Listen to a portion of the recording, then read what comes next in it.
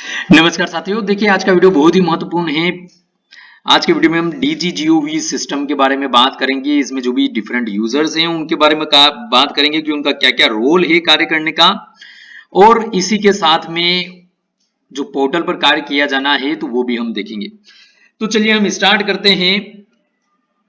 ये SBI fund management system डीजीजीओवी आप इसको कह सकते हैं। मॉड्यूल्स उसके अंतर्गत जो पोर्टल पर है, डीजीजीओवी पोर्टल पर बहुत सारे मॉड्यूल्स आपको मिलेंगे, और ये एसबीआई को टीसीएस के सहयोग से बना हुआ पोर्टल है। तो यहाँ पर इस प्रकार से बहुत सारे हमको मॉड्यूल्स अवेलेबल है कार्य करने के लिए।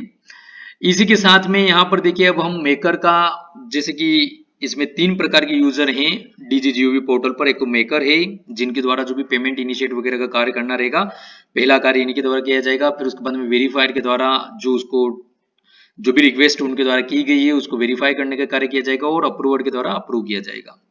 तो प्रत्येक शाला स्तर पर भी ये 3 प्रकार के यूजर बने हुए हैं। यदि कहीं पर शिक्षकों की कमी है या शिक्षक कम है, 2 ही शिक्षक है, तो वहां पर 2 यूजर बने हुए हैं।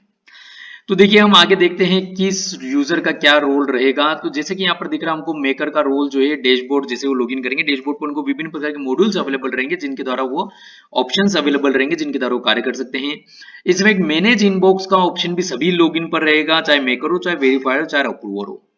तो इनबॉक्स के अंदर जैसे कि आप देखते हैं, आप जीमेल वगैरह का आपका अकाउंट होता है, उसमें जो भी आपको मेल करते हैं तो वो आपको दिखते हैं। बस उसी प्रकार से यहाँ पर जो भी रिक्वेस्ट आएगी वो आपको यहाँ पर दिखेगी, पेमेंट फाइल वगैरह से रिलेटेड सारे रिक्वेस्ट आप इनबॉक्स में देख सकते हैं।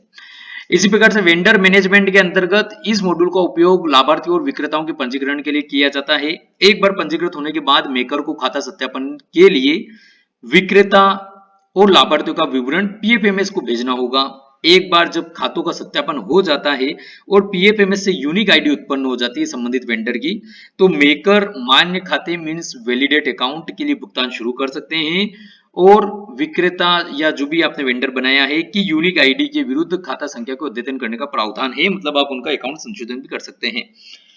अब हम आगे बढ़ते हैं। इसी में मेकर के अंदर ही हम बात कर रहे हैं भी manage fund disbursement. It means हम भुगतान कह सकते हैं कि मान्य लाभार्थियों विक्रेताओं जो जिनका आपके द्वारा अकाउंट बन चुका है, यूनिक आईडी जनरेट हो चुकी है, तो उनका जो है भुगतान अनुरोध तैयार कर सकेंगे, और विक्रेताओं के लिए अग्रिम भुगतान का अनुरोध भी बना सकेंगे। ये कौन?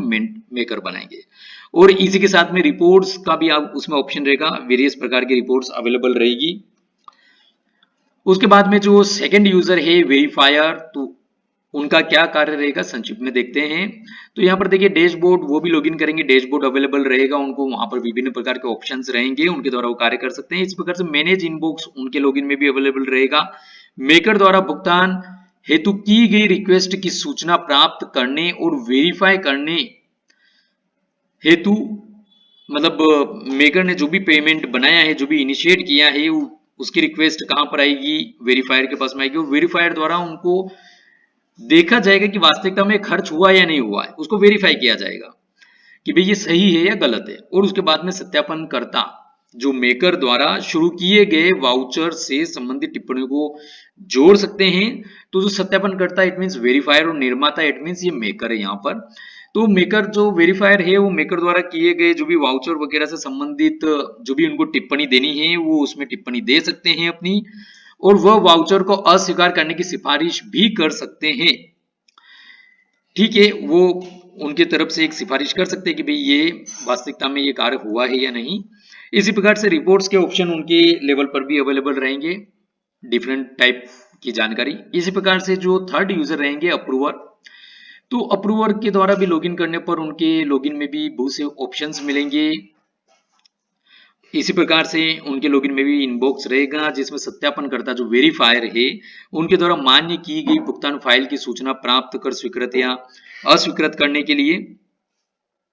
इसी प्रकार से अप्रूव फाइल पेमेंट के लिए भेजी जाएगी, एवं अस्वीकृत फाइल मैसेज ऑब्लिक नोटिफिकेशन के रूप में मेकर के पास जो है भेजी जाएगी। इसी प्रकार से provisions for bulk approval of beneficiaries and vendors selected record can be rejected. तो अप्रूवर के पास में फाइनल पावर रहेगा कि किसी को पेमेंट करना है या नहीं करना है, चाहे मेकर द्वारा पेमेंट बनाया हो, वेरीफायर द्वारा वेरीफाई भी कर दिया हो कि भाई इनको पेमेंट किया जाना चाहिए, उचित है नहीं है। तो अप्रूवर फाइनल डिसीजन लेंगे कि उनको पेमेंट करना है या नहीं। वो चाहे तो किसी पेमेंट को रिजेक्ट भी कर सकते हैं और यदि वेरीफायर द्वारा उसको अस्वीकृत करने की सिफारिश भी की जाती है, लेकिन अप्रूवर को लगता है नहीं ये सही है तो वो कर सकते हैं। These files are then approved using SMS based OTP। तो जो भी अप्रूवल होएगा तो वो एक OTP उनको प्राप्त होगा, उसके द्वारा जो है फाइल अप्रूव होगी। इसके बाद इन फाइलों को SMS आधारित OTP का उपयोग करके अनुमोदित किया जाता है और रिपोर्ट्स के ऑप्शन इसमें भी अवेलेबल रहेंगे। नेक्स्ट वीडियो में साथियों हम ऑनलाइन केस एंड ऑनलाइन किस प्रकार से कार्य किया जाएगा इस पर चर्चा करेंगे। तो यदि वीडियो पर नए हैं तो प्लीज़ वीडियो को लाइक कर चैनल को सब्सक्राइब करिएगा और बेल आइकन को प्रेस करिएगा ताकि इस प्रकार की और भी महत्वपूर्ण जानकारी को समय पर प्राप्त हो सके। कमेंट करके बताइए कि आपको वीडियो कैसा लगा और आपको किस प्रकार की जानकारी चाहिए। धन्यवाद।